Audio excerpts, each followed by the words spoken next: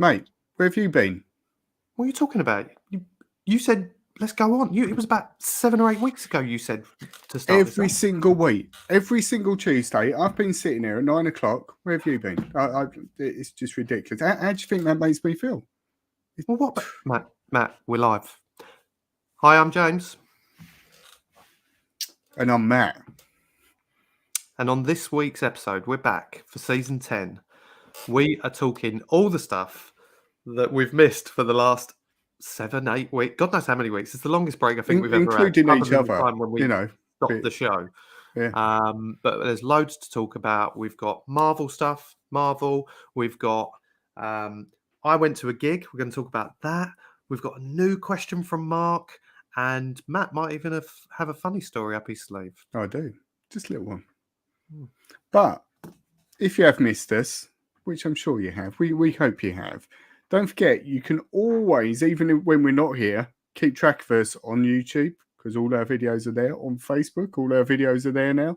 On Instagram, we've got all little clips that you can watch. If you can't handle watching the whole episode, like us, follow us, subscribe. And yeah, we're there all the time. Every moment and day in your life, This Week in Metropolis is there. So yeah, we're a gift that keeps on giving. But now this.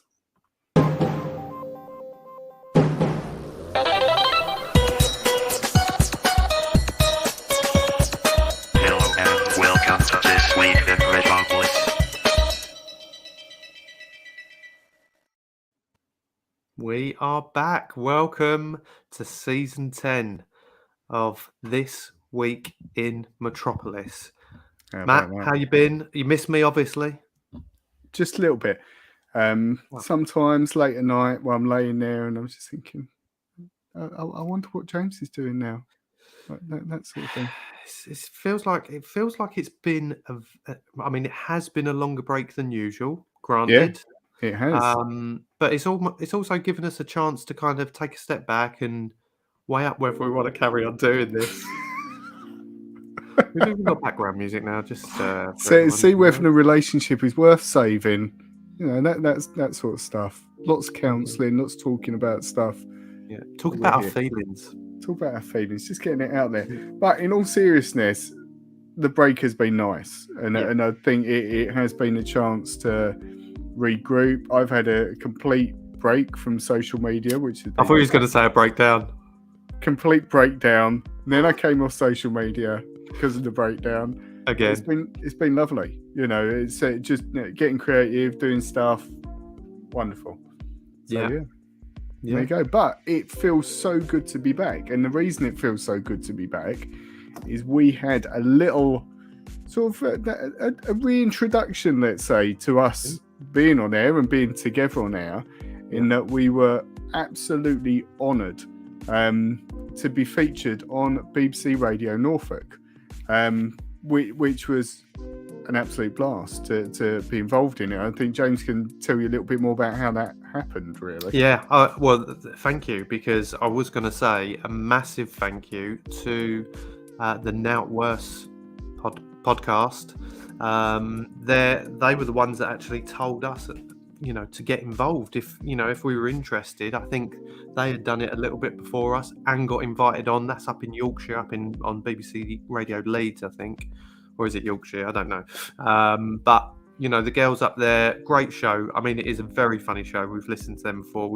I think we tried to get them on the show ages ago, but we just couldn't get Dave to work. But they won't listen to this, so they won't deny or confirm. But and I've already reached out to them and thanked them for recommending it to us, because and again, anyone out there who's got something to that they're creative with, and it isn't just podcast, it's poetry, it's vlogs, it's anything, like send it into BBC Upload, and if they like it, which we were fortunate enough that they liked what we do, I mean, that's mad enough just in itself, but they invited us on.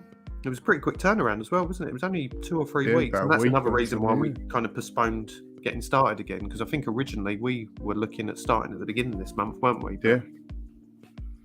But we had a great time, and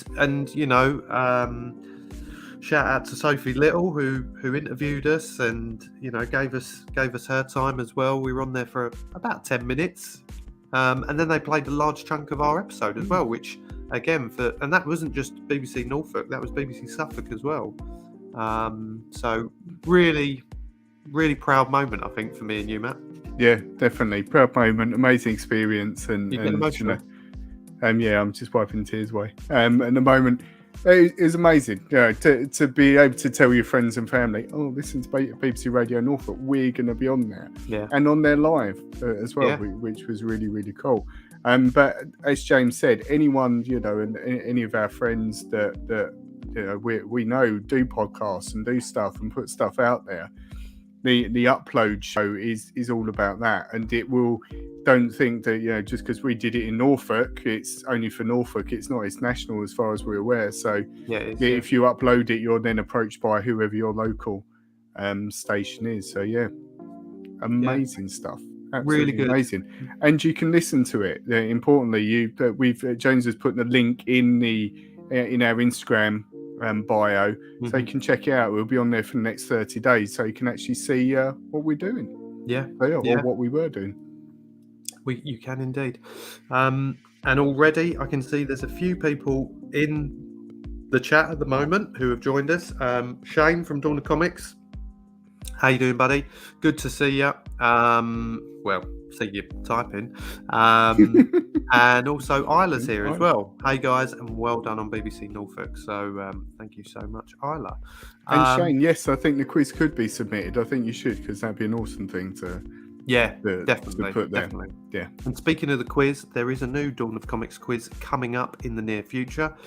I will be on this weekend. So Matt, are you joining that one? Don't even know. Probably not then. Probably not, no. He's been banished. But there's that's not live, unfortunately, although I wish it was, because I might get a bit of help from whoever's watching. But needless to say, check out that when you can. We've also got the origin story of question mark himself. Mark Hayes is in the room. He has joined us. Mark Hayes says, hello, Mark. So if you are with us, get a comment in there, say hello. We'll say hello back to you. Any questions that you want us to answer? Anything that we've missed over the last 8 weeks that you think we might be interested in? Tell us. But let me kick off, Matt, because in the past 8 weeks, I went to possibly one of the best gigs, and it's funny that Mark's just joined. I went to one of the best music gigs I've ever been to. Now, the funniest thing about this was me and Mark went to see Royal Blood at the O2. Amazing band.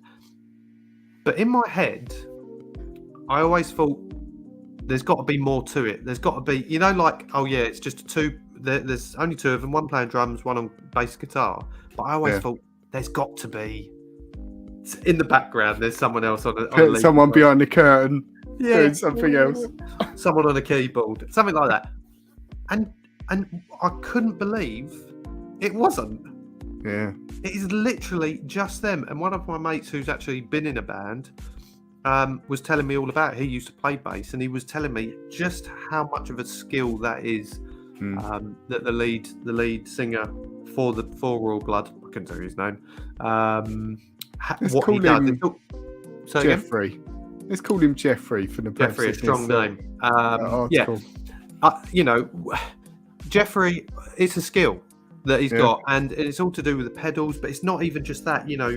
Apparently, I mean, you'll probably know more than I will on this, but it's all to do with the sound that you get out of it, and then it's almost repeating it, but then switching onto a different one. And to think all of that noise comes from just two people is ridiculous. It's amazing, isn't it? I remember seeing it. I've not seen them live, unfortunately, but I remember seeing them. I think it might have been the first time I ever heard their music was on Glastonbury or something like that. They televise a lot of those festivals, and it was on there. And I remember again, like you saying, just seeing these two people. Wow, this is so cool. But I guess it's a bit like the White Stripes, isn't it? There's only two of them, and they sound absolutely incredible. But the fact, like you said, he's playing a bass guitar is just exactly. The dynamic sound that he gets out of a bass is incredible. And one of the highlights for me was the fact that Mark had kept stressing to me have you listened to the new album? Have you listened to the new album? I'd listened to probably about 2 or 3 of the songs, not on repeat. So I went in there a little bit kind of blind, let's say, or deaf to their to Jeff and his bandmates songs. But now I can't stop listening to them. No, I find that nice though, is that if you, because I find particularly with bands like Royal Blood, I remember when they first came out, I absolutely loved them. Yeah. And their first album, and I think their second album was pretty good as well. But their more recent stuff I've heard didn't really get, like, it was a bit too, it sounded like they'd listened to a French band that I love called Justice, that are amazing. Yeah. It was a bit more like that. It was better now, trying to go a bit more dancey. But I find that when you see a band live and you hear their new stuff live, you get it as such more than you do listening to a CD, because you can still, it still connects it more to them. Yeah. I don't know. So, no, I completely agree. And that was one of the things that probably put me off from listening. I'm so a creature of habit where I'll listen to the original stuff. Like you said, that first album was like every track was, a 9 or 10 out of 10. Now I much prefer listening to some of the newer stuff than I do some of the older stuff. I was listening to it when I got home from work today, and just instantly skipping through some of the ones from the first couple of albums and onto that newer stuff. But again, like you said, some of it's a little bit kind of almost a little bit dance, kind of in a nightclub sort of feel. I don't know, it's dance floor hit. Whereas actually, when you listen to it live, like you said, it's just, again, it's that more appreciation for what they're doing. Yeah. The crowd as well. I mean, me and Mark had the comfortable seats up in the heavens, but watching that crowd in the middle of the O2 where we were at, it's just so cool watching it from above as well. I could see your people. Yeah, it just the movement of it all. And then there was a mosh pit in the middle that just kept, and the band obviously brought it up.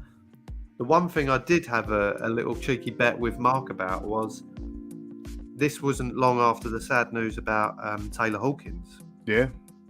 For those who don't know, Taylor Hawkins was the drummer for the Foo Fighters. Incredible drummer, which I'm so privileged to say that I saw live when we went to. Did you go? You went to that, didn't you? Yeah, and I saw them at the Olympic Stadium. As well. You did, yeah, exactly. So, I mean, to witness him do what he does, or what he did, it's just incredible. I don't personally think there's anyone better. That's for me. Dave Grohl.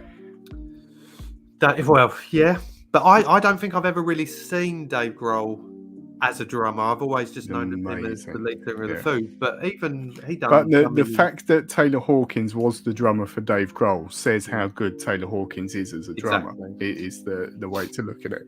But going back to the Royal Blood gig, I said to Mark, I said, in a way, I hope that he doesn't do like a tribute, because I don't want all the bands to just, However, he done a drum solo, and a picture of him with Taylor Hawkins came up on the screen. Nice, isn't it?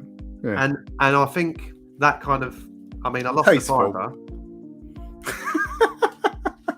but I'll take that, because it was right the way that he done it. And then just to top it off, when the encore happened, just to blow your mind, bear in mind the amount of kind of, hard bass guitar, drums, loud, kind of rock music that comes out of them two. Encore comes on, spotlight on Jeffrey. Yeah. And he plays like a keyboard sort of, not a ballad, but it was this really slow-paced, quite a moving song. Yeah. But it was so different to everything else. And it just shows you like how talented some of these musicians are, really, and what they can do. But brilliant. Absolutely, definitely up there in one of my favourite gigs of all time. I'm going to a gig soon, which has been delayed for 2 years, which is The Killers. And guess who else is going? Oh, you're going now. You didn't get tickets, did you? I know. I got one now. Cheeky boy. Nice. Cheeky. Maybe we should meet up. Maybe we should see each other. That'd be good. No, it's all right. Okay. Are you in seats or are you standing? Yeah, we're in seats right near the stage, as far as I remember. So yeah. I couldn't tell you where. I'm in seats. I couldn't tell you where. So yeah, I'm looking forward to that. Killers Yeah. I've liked since Hot Fuzz came out, right at the beginning, 2004. They're another one though for me. It's a bit like when me and Mark went to see Kaiser Chiefs. Yeah. All the old stuff, absolutely love it. Killers, all the old stuff, love it. New stuff. Yeah. So we'll see. I'll go toilet at that bit. Yeah, that's it. Yeah. But mate, it's going to be great. That's at Carrow Road. We're going to see that. Yeah, it's down the Home road. of the Mighty Canaries. Well, not so Mighty Canaries at the moment. Let's not talk about football's. I know you've got really into football. I've got in the last really 8 into weeks. football, which is so unlike me, but I am proper into football. I was watching a game before this actually. Was it Liverpool? No, it weren't. I watched the FA Cup live at the weekend, but I was watching a rerun of Spurs Arsenal from last week. Oh right, yeah, that was a good game. So it's on catch up. Anyway, let's not talk about football. We digress. Let's get We're on not to the moving next into one. football. Just to wrap up that music part, Mark did say, imagine actually knowing the songs before the gig. You may have been able to sing along. Well, I sung along to a few of them. So, and for those that I didn't know, they did. Good news, Mr. and Mrs. Steele are in the room. Unbelievable. Hello. Let's get going with the agenda. Let's get going with the agenda. Well, we've ticked off 2 of the things. Let's move on because there's been loads of this going on. Lots For of the that. listeners who can't see what I'm wearing, I've got a Marvel top on. Let's talk about it because, marvelous, I've called it, which is almost Bit ironic for some of it the is a little things. bit. However, right, let's start off. Moonlight. Yeah. Have you given up on that? Will you actually watch it? I'm slowly working my way through it because my oldest makes me watch it. And just as a bit of background, I watched the first episode and probably in the first 10 minutes, my reaction was like, what the hell is this? This is dreadful. And the main reason I thought it was dreadful is because Oscar Isaac's English accent. I was just I love it. What is going on? Like, because being someone that grew up in London for the majority of his life, I know how people in London talk. And it is certainly not, laters, gators, like that all the way through. And is he? I know he's trying to sound like an idiot, or trying to be a bit of an idiot in that character, but really, like, everyone was doing this weird sort of Dick Van Dyke, Mary Poppins sort of thing. Yeah. It's a proper American's view on what English people sound like. Like, come on, you're better than that. Yeah, I agree. At first, it was hard to understand why it was so corny. Yeah. And it is like someone, one of us taking, doing an impression of an accent or whatever. And it just sounded really strange. Yeah, it does. There is an explanation to it though. So I wouldn't worry about it. The bigger concern now I think about it is, why were all the other characters, like the people in the museum and all that, why are they doing the weird accent? Yeah. I can now understand why. Right, tell me. Are you happy for me to tell you? I couldn't care less about spoiling any of it, because I will tell you in a minute that I hate the rest of the program. So yeah. So tell what happens. So Stephen, the English version of him, is based on a character that he watched on the TV. Right, and who was this? Oh, just some English like Indiana Jones character. But the point is, there is an episode, which was probably my favourite one of the series, where it explains what happened in his past and why he has these blackouts, and all of a sudden he almost created like a escapism and a different character to forget what had happened. Now, there's so many things to this, so many layers to it. Go on. I've seen that you've just made me remember. Last episode I watched was the one where it ends in a mental hospital and there's a bloody hippo turns up in it. Just for the record, the hippo was not covered in blood. Not covered in blood, no. Just some stupid hippo is probably the better way of putting it. Stupid. And then it ends with like an whatever. Indiana Jones style thing, doesn't it? Yeah. In that episode. So right, that makes sense. Yeah. So that was the one that confused me the most, not only because of the hippo at the end, but it was the fact that they found each other.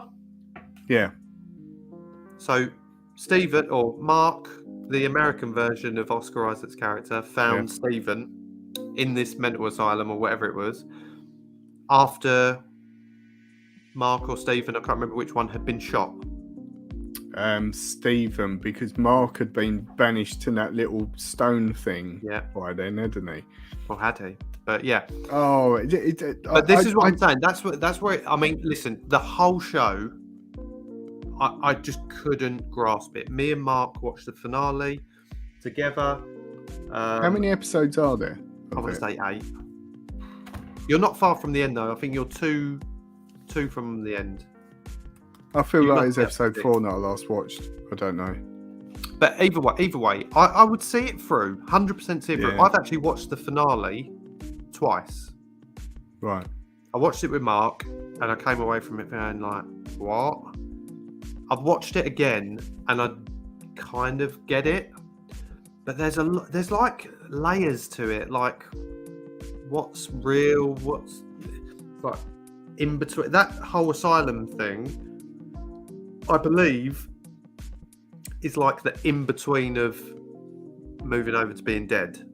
It's like you're on your way, sort of thing. Yeah. There's lots more to it. I would definitely stick with it. I can see some of the comments here, like my dad's come in and said, I was not impressed. No, I haven't heard anyone say to me, wow, what a show.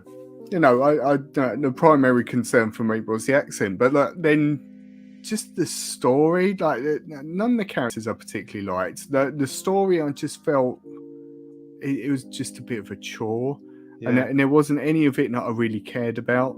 It was just the whole thing was just it just felt lazy, and it just like going through the motions. I don't know. I don't know where I would see him in the rest of the Marvel or like the MCU. No. Do you know what I mean? Like, yeah, exactly. For me, I kind of almost. But that's I don't mind that though. You know, I think I've said it before. Yeah, I do feel a bit exhausted sometimes when everything is then sort of like all connected and whatever, and you think, oh God, I've not watched that film, and that means I haven't seen that bit, and yeah, just to have a standalone thing is quite nice sometimes, but as long as they do it right. That's what I'm saying. I treat Moonlight, as I call it, as a standalone, because I can't see, especially with the way it ended as well, I won't spoil that, but can't see where it's going to go from here. No. You should definitely see it out. That's all I will say. Just so I will. Just so you can probably tie up a few loose ends in your mind with what's going on, based on certainly the next episode. On a positive Marvel front. Well, let me just add one thing with Moonlight. One interesting thing that I saw an article about was, I don't know if you've seen this, apparently they put QR codes in various parts of the show. I did not. So one of the bits, for example, is at the beginning when he's in the museum, there's an exhibit of some description, and there's a QR code next to it. And they put them in there on purpose, and they're real QR codes that you can scan. So if you pause it and scan it with your phone, it takes you to a free webcomic, which is the comic where Moonlight was introduced, which I thought was a really cool thing, isn't it? I love it when they had those little sort of Easter eggs like that. So that was a nice touch. But not anything that I'd noticed sort of beforehand, but I think there was a few episodes where when that was present, it takes you to the same thing. So that's something to check out if you haven't seen it. Yeah, I mean, I won't watch it all again. Just to look for the QR codes, yeah. If you... you're not going to tell me where they are, so I probably won't look.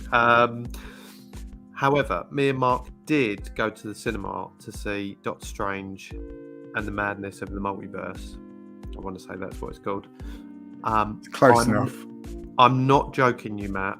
And for anyone who's watched it, I've seen some people who weren't happy with it because I've seen some of our connections on Instagram and so forth. I honestly think it is in my top 3 of the MCU movies. What are the other 2? That's the question. Where's it align itself? Probably, for me, Infinity War. Mm-hmm. So that was the one before. That's the one with the snap. Yeah. Love that just because of the way it ended. And Civil War. Yeah, very good film. 3. But Doctor Strange and the Madness of the Multiverse, mate, it was so good, and there was some cameos in there. Let's say, have you read any spoilers about who was in it? The only bit that I know wasn't, or the only person I know wasn't in it, who was rumored to be in it, was Tom Cruise. Mark said that actually. Mark said that he thought he was. There's a rumor that Tom Cruise was going to be an alternate Tony Stark, basically. Right. And apparently, the only reason I know he's not in it is because I think it was the director or someone like that addressed the rumor and addressed the fact that it's really disappointing. But apparently, it was only ever a rumor. They weren't planning on it. It was just like a throwaway. Oh God! Imagine if we had Tom Cruise as Tony Stark. It was just that sort of comment. Yeah. So it didn't get to any more than that. So yeah, otherwise I don't know. The thing that puts me off this film, and I haven't seen it yet, it puts me off the disappointment I had with the last SpiderMan film, because I really didn't like it. I know you absolutely loved it, but I just thought it was average. Doctor Strange's role in that film, I just thought was just, I don't know. It's part of the reason I didn't like the film. Oh no, I've messed everything up. Oh, I'm such an idiot. And then at the end, he knows how to solve it. It's true, though. Oh, yeah, I'm going to make these really sloppy mistakes, even though I've said you shouldn't be doing this. And then at the end, it's like, yeah, it's all right, I can sort this out, and does it, and he sorts it out. It was just such a token part, I think, I felt in the whole film. And then that sort of puts me off this one. If it's all about him, how is he going to be the Doctor Strange that was cool in the previous ones, or is he going to be sort of slapstick Doctor Strange? He's good in this one. I like the fact Wanda's in it though. Wanda's in it. Amazing. Again, I think the biggest thing for this one is the person who directed it, which is Sam Raimi. Sam Raimi, which I was going to say that is the one thing that makes me want to watch it. And honestly, mate, it's dark, like proper. This is like superhero meets horror. Yeah. And I'm not a massive horror movie fan, but this is like, if you don't overanalyze, which me and you never do, to be fair, we might think some of it's a little bit illogical, but but it's like about a guy who's can spend time and do magic and stuff. Yeah, exactly. So it's. But with this one, there is all that, but then there's also that kind of dark horror element to it, and I really like that. But remember, Sam Raimi did the Tobey Maguire SpiderMan films, so he's got. I wouldn't compare him. A film I saw coincidentally, which fits in with this, is I've said in last season I've been working through old films, like old films that I've seen or old films I haven't seen, and one that I watched it's sort of been on my radar for a long while. It was a film called Darkman, and that was Liam Neeson is the main character in it, and the story is he's a scientist that is developing a synthetic skin, and he gets caught up in this sort of thing with these gangsters basically, and they think he's got something that's sort of like some evidence that's damning to them, and they blow up his lab and he gets disfigured, but because he's been developing this way of doing this skin, he sort of builds himself a face again, and seeks revenge on these people. That film was by Sam Raimi, and that was like, watching that, I could see because he did the Evil Dead as well. That's right. So it was sort of where it was in, and this film was in 1990. So you could see like the recent influence of the Evil Dead with like some of the people getting like bits cut off and like that sort of thing. But also you could see where he was then going to take SpiderMan as well. I really enjoyed it. It sort of sat in between the two. You can see him being more commercial, but then also still holding on to his sort of messy, horror-y sort of makeup and stuff like that. Awesome film. Do check it out if you can. So yeah, I think he's great. The films he's done, I like his humour that he puts in stuff as well. Yeah, it's quite I good. mean, I would highly recommend it. There's a really good new character that's introduced, who's kind of one of the core elements of this film, which is America Chavez. Right. So she's the character who can jump between universes. Sure. Sure she can. And why not? Where's she been? I mean, this is another question though. I mean, when I say where's she been on another universe. So yeah, she's been somewhere else. But she's a really cool character. I quite like her in it. There's a good link, and I'm so pleased they've done this because if you remember with the whole What If series, there was loads of parts of that where I was thinking, what's the point? It's got a link somehow. And I feel like this does. In a good way. Yeah. So I'm pleased with that. Highly recommend it. Recommend going and seeing it. What amazed me most, not that around the most amazing thing, one of the trailers we saw, new Avatar. Ugh. I've still not watched that trailer just because I can't really bring myself to do it. It's been too long and I don't care anymore. I agree. Is the thing. I agree. Same with Top Gun. But Top Gun, I know we saw the Top Gun trailer and slated it a bit because it deserves it. But it's getting amazing ratings apparently. Like the reviews are off the chart of how good this film is, which I really don't want it to be good. Because smarmy Tom Cruise wins then if it's good, doesn't he? Well, they showed before Doctor Strange, they showed like a 4 or 5 minute clip, and they keep doing that. I'm sure you told me that you went to see a film not that long ago, and they played like a. I saw one, and I think it was Tenet.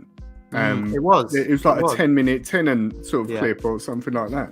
So this showed Top Gun, and I was so annoyed because there was a few of us sat there watching it, and I was like, oh god, but I couldn't stop watching it, and I was like, well, mainly because the screen was massive, but also,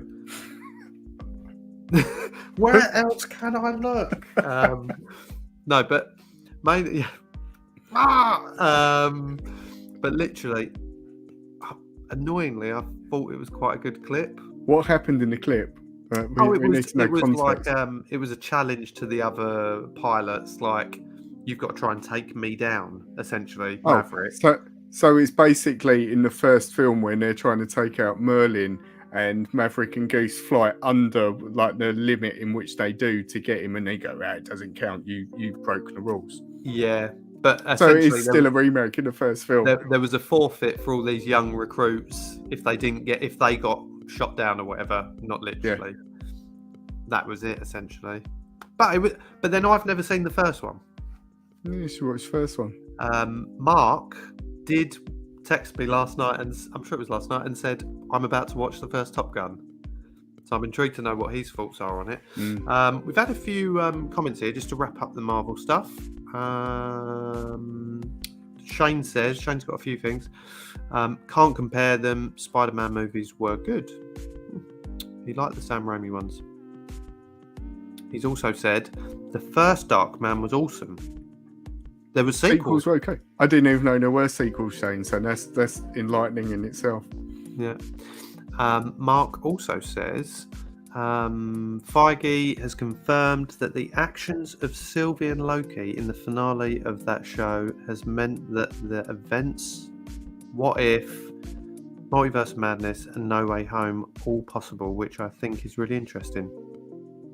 Right. I mean, that's just confused me. That's proper linking it up, isn't it? Yeah. Steve's in the room. Hey, Steve. What's happening, gentlemen? We're doing a show, mate. So, chill out. Great to have you back. What do you think we're doing? What do you think we're doing? We're just sat here chatting. No, love you, mate. Thanks for checking us out. One superhero film, Go on. sort of a superhero film that I saw, which I mentioned just before we started the show, in my watching old films thing, Spawn. I'd never seen Spawn before. I'd only heard the soundtrack. The soundtrack was awesome for Spawn, and I listened to that loads, but for whatever reason I never saw the film. And I have to say, I thought it was dreadful, absolutely dreadful film, and one I will never watch 18, again. Wasn't it? I think so. Yeah. Wasn't there some weird, the bad guy in it was some weird, like fat, ugly clown? He's blue like clown with like white bit of hair and it was rubbish, absolute rubbish. Yeah. It made no sense whatsoever, and I loved it. But then I think if I watched it now, I'd probably feel like you now. You'd probably hate it because it was one of those things. I imagine if I was 15 and didn't know any better, and I watched that film, I would have probably loved it because it was really stupid jokes and so on. But yeah, who was Spawn? Who played Spawn? I don't remember the actor's name, but I've seen him in loads of things. He was.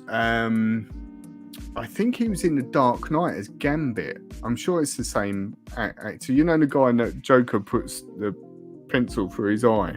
Oh, yeah. I think it's that guy. I'm potentially getting the actors completely wrong. But Martin Sheen was the baddie in it. So he's a pretty big actor. And there's a lady in it who was sort of Martin Sheen's sidekick, who, again, I've seen in loads of stuff. But I couldn't tell what her name was. It just felt really low budget. Like as Shane said, the effects in Spawn were so bad. It felt like me and you could probably sit on an iPad and make it like look better than it actually did. Yeah, it's just a bit shoddy. Just say yeah, bad times. Oh, Chris is in the room from Off My Shelves. Hi, Chris. Good to see you again. Hands up who thinks that MCU is now officially convoluted and bordering on impenetrable for new viewers. Yes, absolutely. And by the way, I love your new logo. So I've not seen that. Really cool, mate. Really cool new logo. Yeah. I feel the same. And I'll be honest, part of this break has been, for me, I felt absolutely burnt out by Marvel. So you were really pleased when I said, let's do a subject on Marvel. Oh, God. No, it's true, though. And I think that's part of the reason I really... I don't know. Moonlight, for example, reinforced how burnt out with Marvel I am. I just felt that it's just this constant sort of tying everything in, and this constant backstory, and this constant, oh, well, didn't you know that this guy did this because of this, and haven't you seen this film because that... Oh, God, I can't stand it. And the pace in which Disney... Yeah, exactly what I was about to say is that what Shane said in the comments. The pace in which Disney is now churning these things out is just... it makes you giddy. Because before... I remember when we was watching Endgame and things like that. And even with those, feeling like, wow, this is like, we've built up to this point from all these films. But now you've got this like huge amount of shows that they're now bringing out. And then like, even with like, what if that's now tying in with it, that was just like a nice, fun little thing on the side. But if that's now tying in, it is ties exhausting. In to some extent. That's all I'll say. There's an element of it, but it's absolutely exhausting. I think anyway, for me personally, it stops being entertainment, and like Shane said, it feels a bit like homework. Oh God, well, I've got to pay attention to this bit because this bit's like significant in whatever part. You're right. It's not really entertainment anymore. The interesting thing is in Doctor Strange, there was certain parts of it where I had to say to Mark, like, who's this? Yeah. And Mark kind of filled me in on who a particular character is from a show that I'd not seen. So, it was Marvel. Like, what was the film? Because I can't remember the film. What was the film where Harry Styles turned up at the end? Like, as an example. Oh, that was in the end credits, like, is Harry Styles with some dwarf? That was SpiderMan, wasn't it? That's Spider-Man? Yeah, probably was Spider-Man. I don't know. But he was like Thanos' brother. Yeah, exactly. And this dude turns up, oh, it's Harry Styles and the dwarf. And I have to then go Googling, seeing why he's there. So, yeah. Don't knock Harry Styles, because Mark really likes Harry Styles now, okay? Is he? I'm sorry. Yeah, really likes These songs are all right. Let's just wrap up the comments here. So Mark thinks, again, like what you guys are saying, he doesn't think the multiverse will last. They'll reboot it like they have done in the comics, more than likely. And some other, well, it won't be for a while though, because you know what the plan is. With regards to how many out movies... the next 10 years, haven't they, or something ridiculous? Exactly. Steve says there is too many. It's hard to keep up. Can easily be like a full-time job keeping up. Similar with wrestling. Damn right it is, Steve. Shane says the crossover thing is overdone now. Just keep everyone in their own movies. Yeah, I mean, what was nice about kind of phase 1 to 4, let's say, I think it was, or phase 1 to 3, was that you had all the individuals lined up, and the films were, you didn't have 6 films a year or whatever. It was might have been 1 or 2, and then all of a sudden you had the Avengers come together after year 2, I think it was, maybe, and then it all culminated to Endgame. If that would have been it, fantastic. But good now we're carrying on and we're carrying on and we're carrying on, and there's still some of these little characters like coming in, and I don't know. It's tough. Which was surprisingly, and we should wrap this up after this.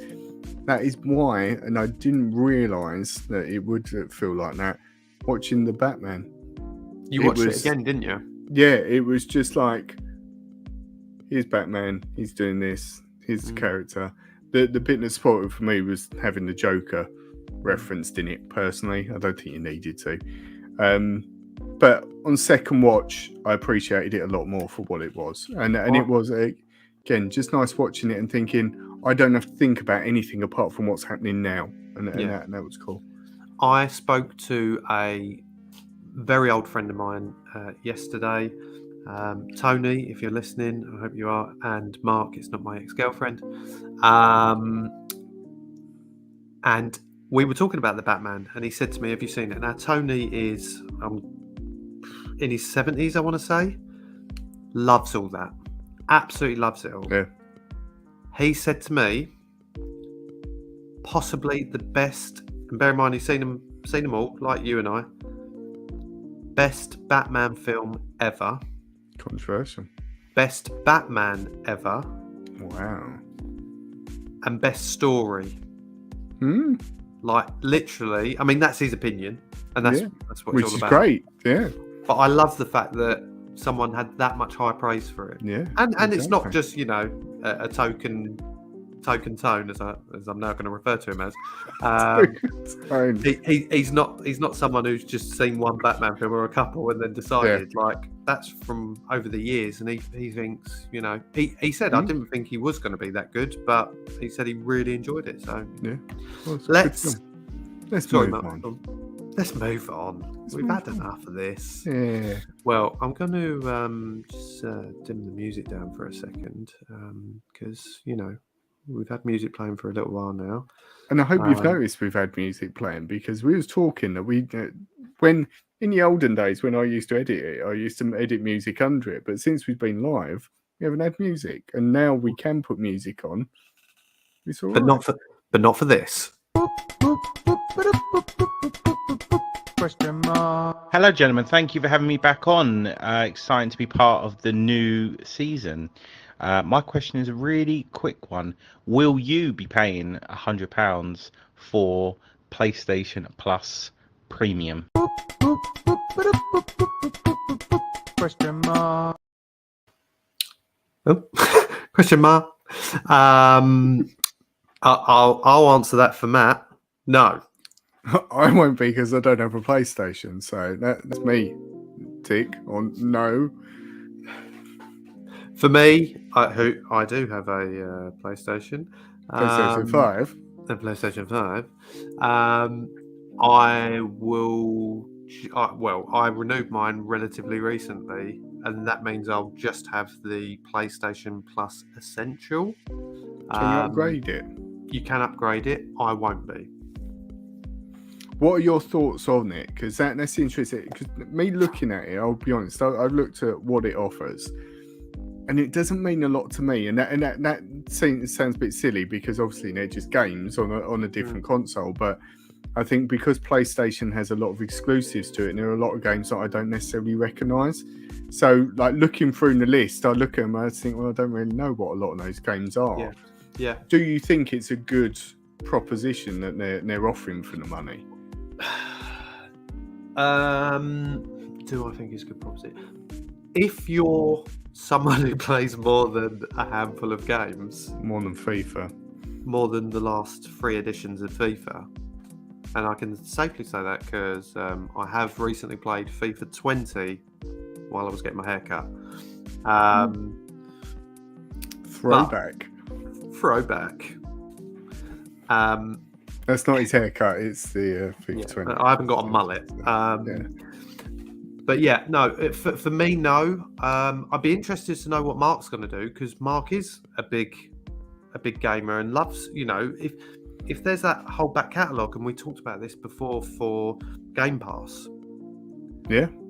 If there is that, I mean, for you with your boys who are at an age where they might want to explore and play some of them classic games, that you can go check this one out. I remember.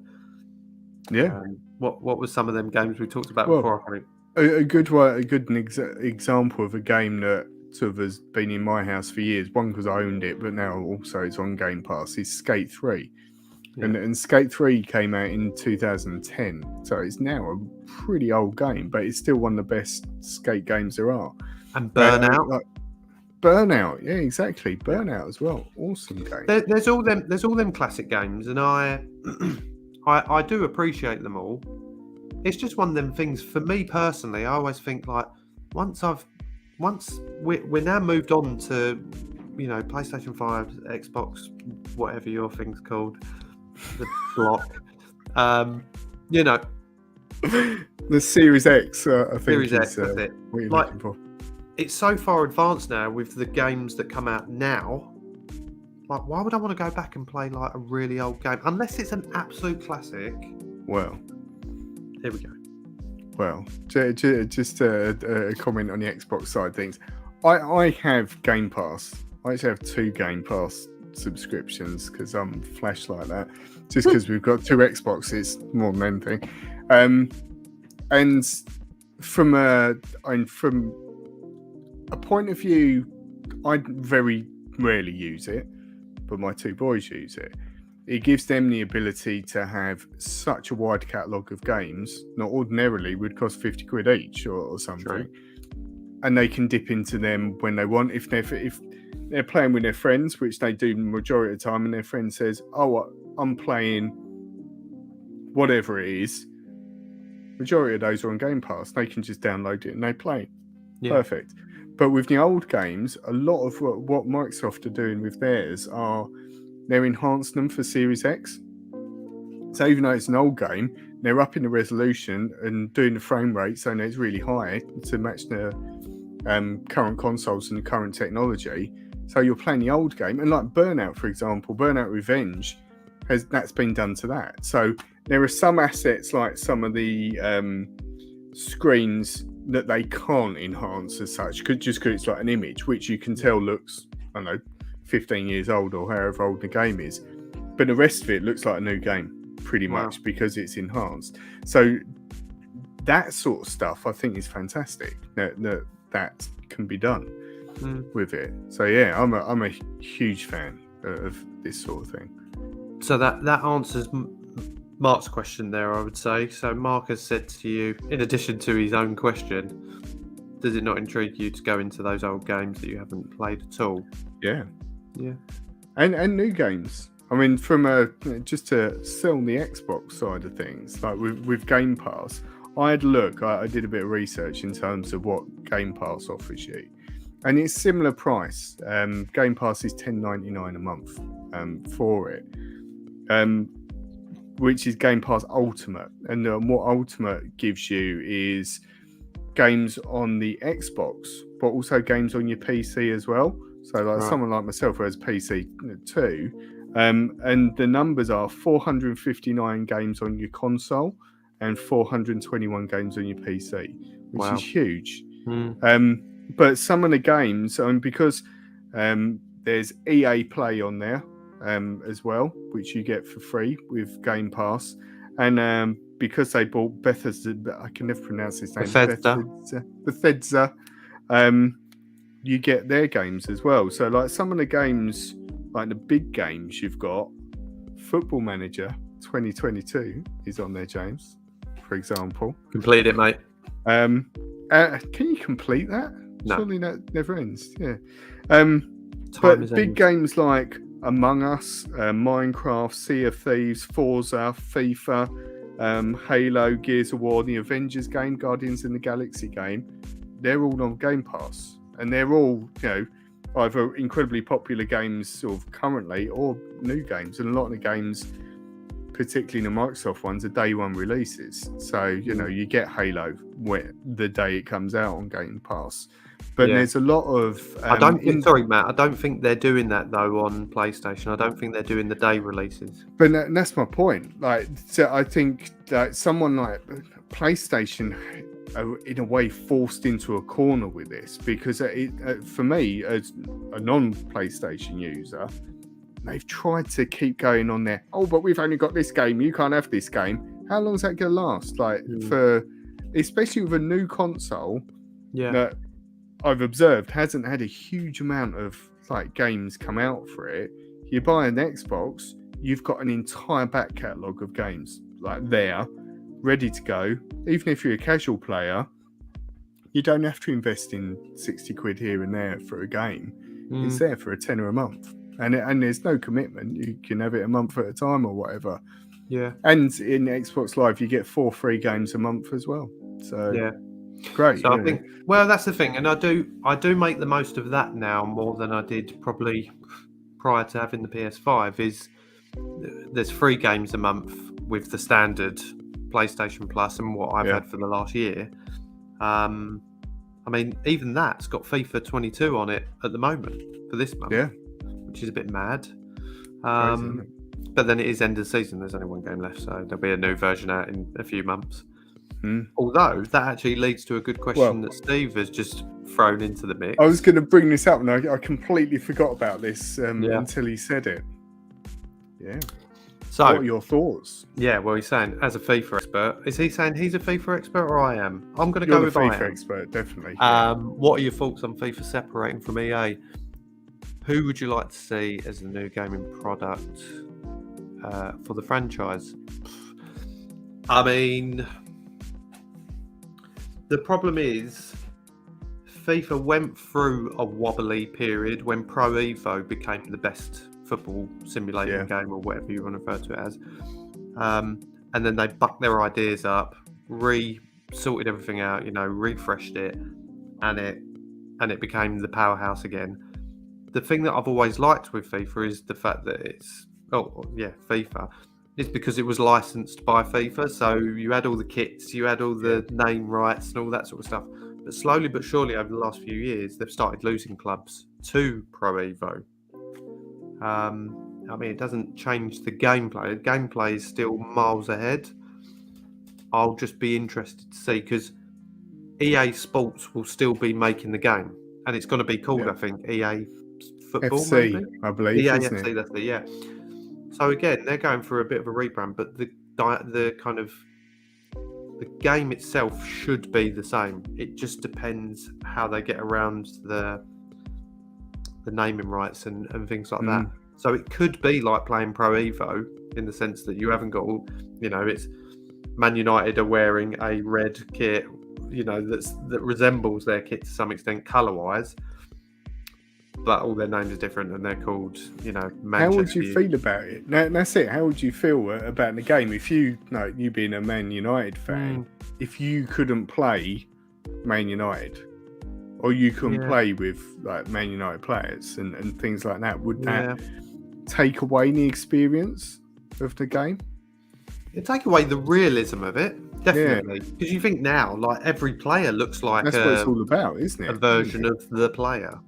I did hear when they announced it though, like one of the things on the news article was about how it's not necessarily just a big deal for the clubs now; it's a big deal for the players, and like the players' own personal brand. So they expected that a lot of these players would want like Ronaldo, for example. He would probably want to license himself to that game and be in that game in some point anyway. Yeah. Just because that's who he is and he wants to be out there. So that's exactly it. Yeah. And that's what it's boiled down to. And you mentioned Football Manager a minute ago. On this year's version of Football Manager, not that anyone watching is even interested, but I'll stop. Man United actually appealed against their name being used. So under the club, so you used to be able to play as Manchester United. Now they're called Manchester. Again, they've had their name tweaked. It still reads as You still read it as Man United, but it's all down to where they can make money. We're not having our name. It's put down to money, isn't it? Yeah. If you want to use our name, then you got to pay us for it. So I won't bother. And that's what it's going to come down to. I think EA Sports will have to have agreements with every club, every player, and it just becomes messy. Let's just go back over some of the comments because there's been some good ones in there. I think this one you'll like. Mark says Game Pass is the gold standard so far.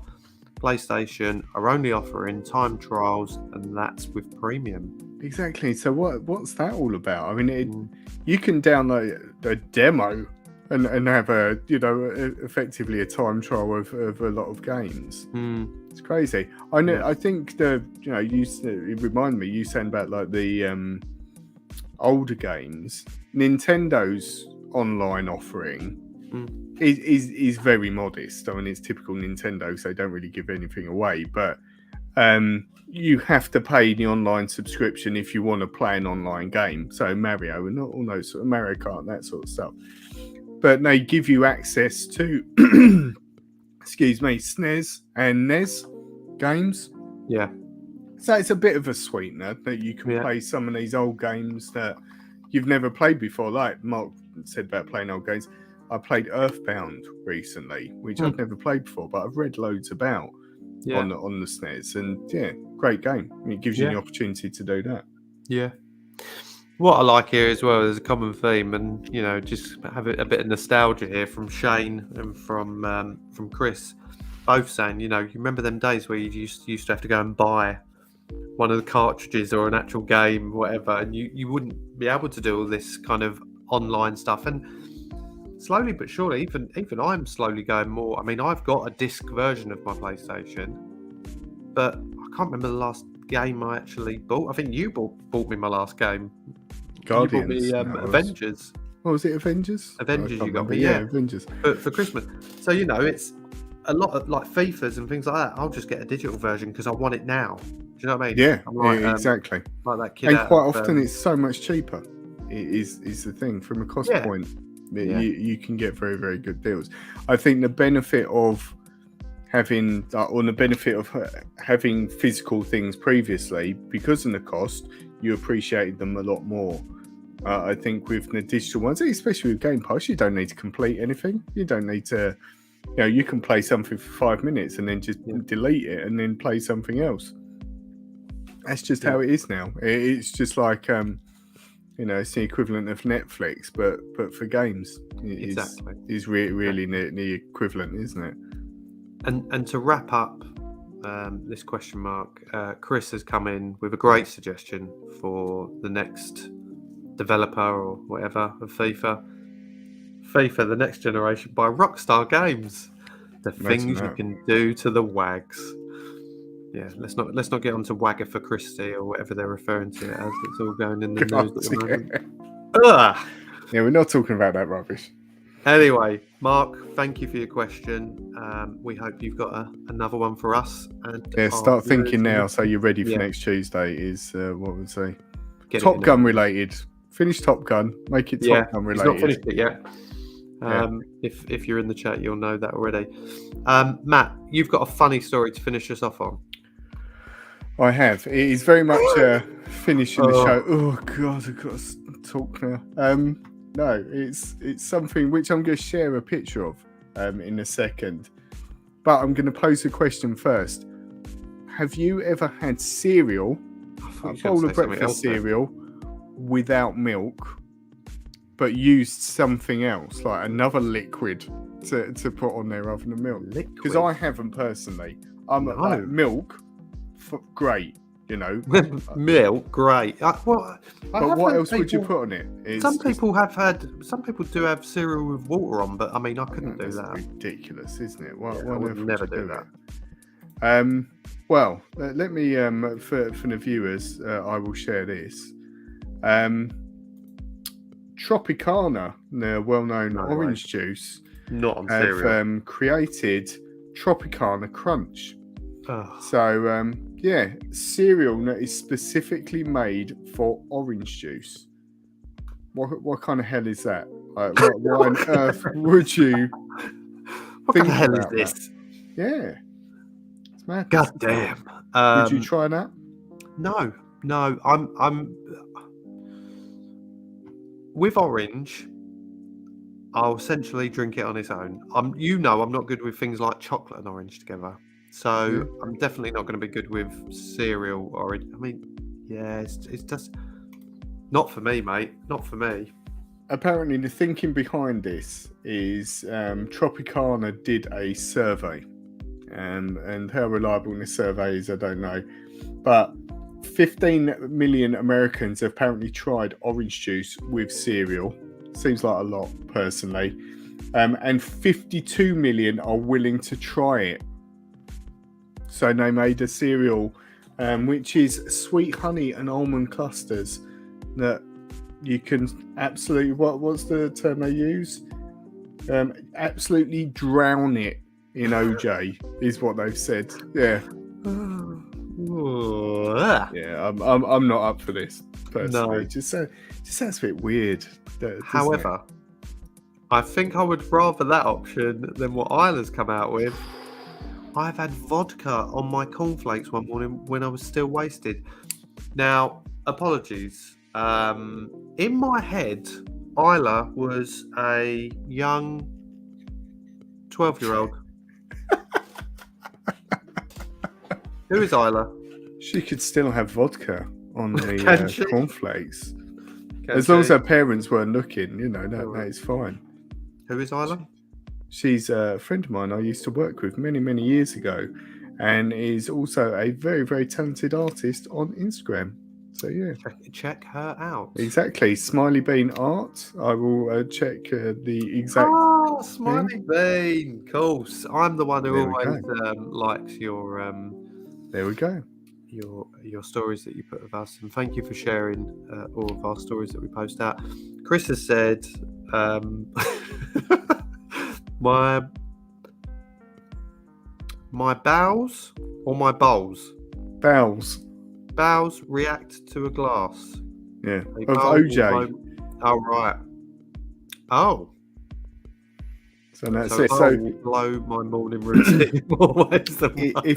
If Chris had OJ on bran flakes, that would be like total destruction, wouldn't it? Is what we'd be talking. Yeah. I won't say that. Steve says Tropicana Crunch or a chicken Big Mac. Well, I never had a chicken Big Mac, but I think that is far preferable. Yeah, I mean, I'd go for the chicken Big Mac, mate. There's less things. It still wasn't right. But I just can't imagine having orange juice in my cereal. It's just weird. No. Well, there you go. I mean, these are the breaking news stories that we bring you. I mean, we'll have a chit chat, but we've got the hard-hitting news for you, the viewers, the listeners. Did News at 10 tell you that? No, they didn't. Of course we're telling you that. They're frightened to tell you these stories. Yeah, they're the news stories that, they're avoiding for some reason. But we're there to pick them up. Matt, have you got anything else for this week? No. Well, you know what? I have got another story. Do you want another fun story? Do you know what? We've been Let's away have for another fun we've story. been away for ages. Get it out Exactly. We've been on out for over an hour, but that doesn't matter. there. As everyone leaves. Yeah, exactly. Everyone's bored now. You'll be aware that for a few years, NASA have had a little rover going around, driving around on Mars, taking pictures. Well, I'm going to share this. Not quite, but it took a picture. It drives around, takes pictures, and sends them back to Earth for them to analyze. It took a picture which looks like, and we'll talk about this for people that are listening, but for the viewers, it looked like that. What can you see in that picture? Particularly there. Oh, the doorway. There's a doorway, exactly. So it took a picture of this doorway, or what looks like a doorway. Is it legit? To a secret cavern. This is a legit picture that the Mars rover took. You sure it's not a picture off of The Martian? No, it's not. It is actually from Mars. Wow. However, the boring explanation of it is apparently... No, just leave it, Matt. Don't do the boring part. Let's all... Let's forget about the fact. Let's just think there was a doorway on Mars. Yeah. And where does it lead? Before you go any further, Shane just said, "Is that the Power Rangers command center?" Imagine that if it was. Yeah. Zordon's in there. We know Zordon. In there. We know Zordon. We'll ask him. See whether it is. Right, go on then. Hit me with the the boring reality is apparently it's a rock formation. It's just where the rocks split. But I don't believe that. When you look at the picture, and I urge everyone to do it, if you just Google Mars doorway, you'll see it because it was in the last week. And when you see it in detail, it really does look like you could walk into that doorway. I think they're saying that just so we don't absolutely shit ourselves. Exactly. The thing that's going to come out of that doorway.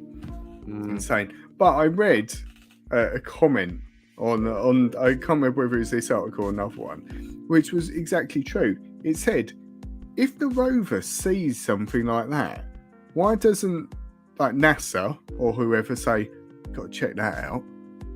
Why don't you just have a picture in the distance? You think, come on, let's drive it round that way. Like we need to see what's in there. They never do. But doesn't it drive at like 0.3 miles per hour? Probably. It took about a week probably to get past that bit. There you go. Well, great story to end our season 10 comeback. Premiere. It's not a comeback. We've been here for ages. Exactly. Well, thank you to everyone who's joined us. Thank you, Connie, because Connie's appeared. Yeah, Connie's just joined us. Yeah, next time, just an hour. 9 o'clock. 9 o'clock. Remember the time. But no, thank you seriously to everyone who's joined us. We've had a blast as always. I won't do the rundown of where you can find us all because we always do that, and then we press our little outro button, and then it tells you that anyway. You know where we all are, so we ain't got to tell you that. We will be back next week. Matt, you good for next week? Definitely am. Yeah. Let's hope so. And as I fade the music down, we love you all. We've missed you. We're back now. And good night from me. Good night from him. We'll see you next week.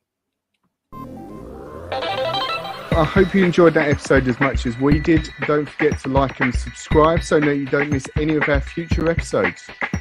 Yeah, and you can also follow us on all social media. So you can find us on Instagram, Facebook, Twitter, and TikTok.